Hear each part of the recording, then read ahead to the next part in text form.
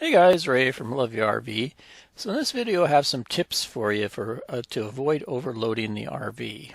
It's one of the easiest things to overlook regarding RV safety. RVs can be substantially overloaded but not outwardly show it like a car or truck when it's obvious the back end is riding low. So unless you weigh your RV, you may not know it can be dangerously overloaded and a safety concern.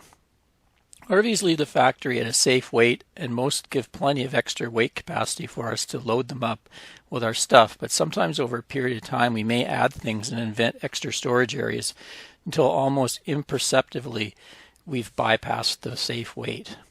So here are some things that cause overloading of the RV. First up, carrying too many tools. I fell into this trap myself since I like to do most of the RV repairs and maintenance tasks.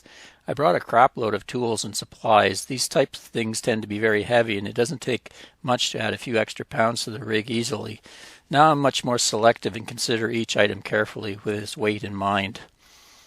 Adding extra batteries. The extra power is fantastic, but each lead acid battery will add somewhere between 50 and 75 pounds. Even a 100 amp hour lithium type battery are about 25 pounds each, so keep that in mind when building the battery bank. At one point I carried 4 golf cart style batteries with a combined weight of 248 pounds. Thankfully I now have lighter lithium type, which has freed up weight for other things.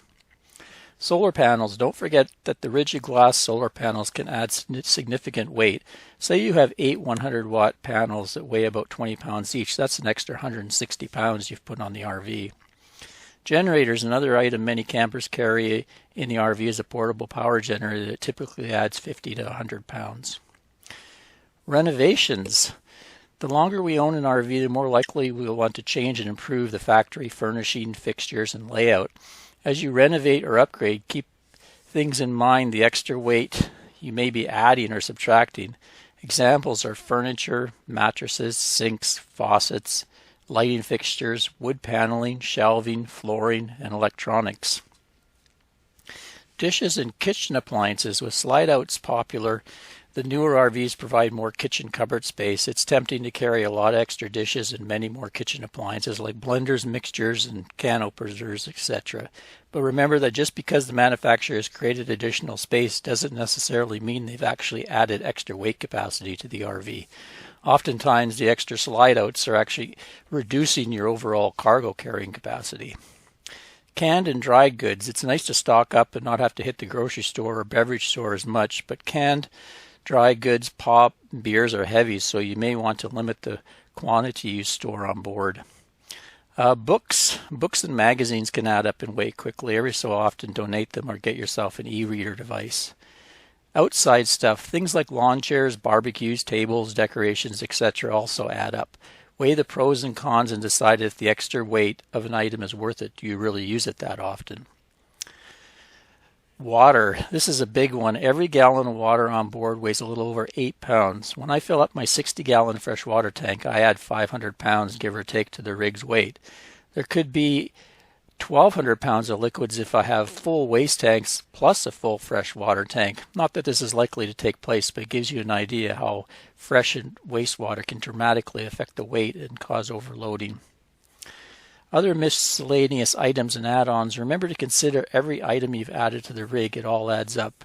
I've added some extra things over the years, like a 30-pound sewer tote that's strapped to my rear ladder, a 20-pound sewer hose storage box underneath the rig, 100 pounds of landing jack stabilizer bars, a 30-pound water filter system on the bumper, and a 100-pound air ride pin box.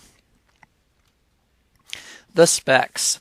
You'll find an alphabet soup of weights out there to consider. Your main concern is to not be overloading any of your RV axles or tire capacities. A good site to check, I'll give you a link in the description, is changinggears.com. It has a great write-up explaining all the acronyms. The easiest thing to do is find a closed highway weigh station and see if the scale is on. Pull in with the RV fully loaded and weigh each axle. Add them all together and you'll have the total weight of the RV. Make sure you have the usual amount of humans and pets on board and a full tank of fresh water to get an accurate approximation of the max weight. To get the most accurate measurements, weighing each of your rig's wheels individually is worth it. This service is offered at many RV rallies, shows, and anywhere large numbers of RVs gather.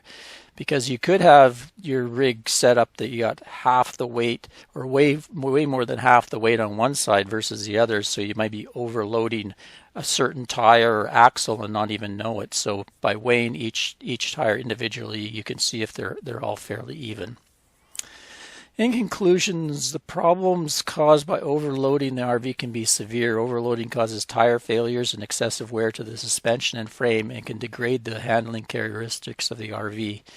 It's in an RVer's best interest to know the weight specs of the RV and keep it under the maximum by about maybe 10 or 15% for a reasonable margin of safety. A bonus of maintaining a lean RV is better fuel economy, and we all need that these days. Anyway, that's about it. If you have any tips or ideas, leave them in the comments. Till next time, Ray from loveyourrv.com. Cheers, guys.